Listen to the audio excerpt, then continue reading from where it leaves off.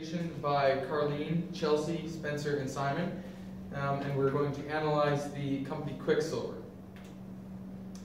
So in our analysis, we considered the environmental factors as well as conducted a SWOT analysis. We evaluated target markets for the company, established a marketing mix based on historical and present factors, and we also proposed our own repositioning strategy for the company as it moves into the future. So the SWOT analysis contains strengths, weaknesses, opportunities, and threats. The strengths that Quicksilver has is that they are very profitable in Asian and European countries. They are also an eco-friendly company, and that's very important in today's age. They also offer lots of discounts for students and people, so people enjoy that. And they also still have a lot of professional endorsements, which is a good thing. They also have weaknesses.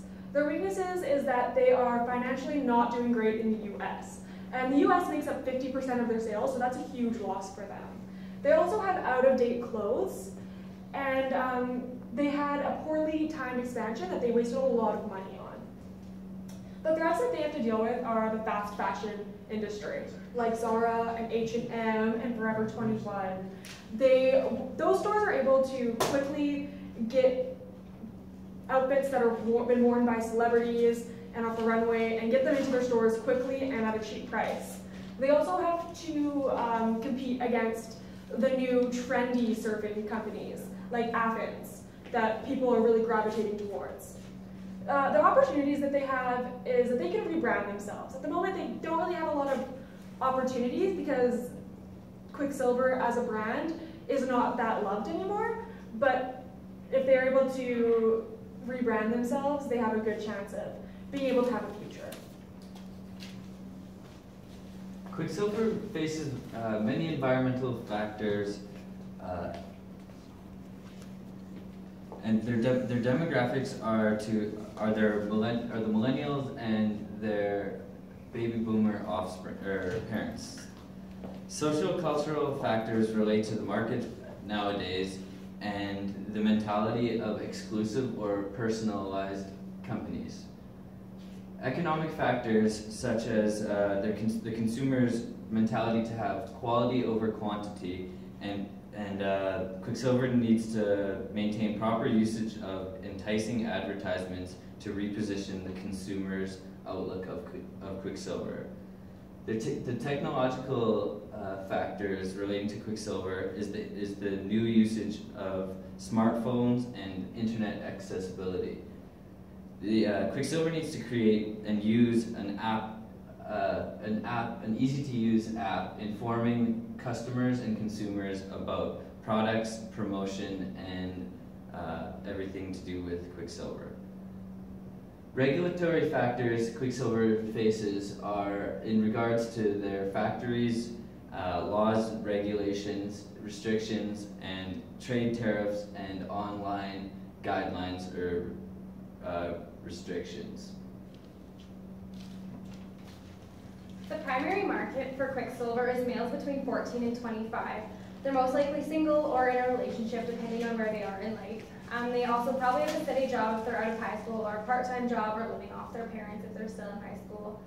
They probably live on the coast or in a ski snowboard village, where anywhere close to where they can practice whichever sport they enjoy. They're more extroverted, compulsive, and social individual who's very laid back but also fearless. They market to the carefree and outgoing individual who loves to snowboard, surf, or skateboard. They use this item for whichever sport they enjoy, and most likely daily depending on where they live. And they have a very strong loyalty to this brand.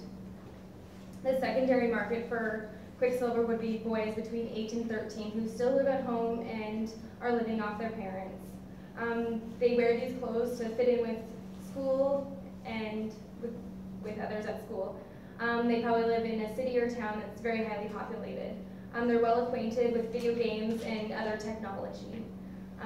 And they probably also have a phone. They wear these clothes casually, and they definitely are not very loyal to this brand because they wear the likes of Billabong, O'Neill, and Rip Curl.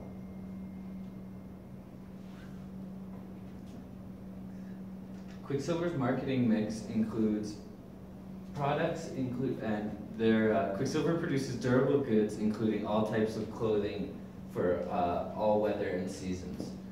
Designed for comfort and practicality, portraying a casual approach towards extreme sports such as surfing, snowboarding, and skateboarding. There is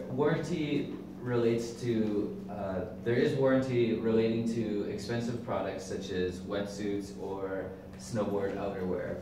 And Quicksilver products are easily accessible through online websites, Quicksilver outlets, as well as retailers such as Sports Check, SportsMart, or West 49.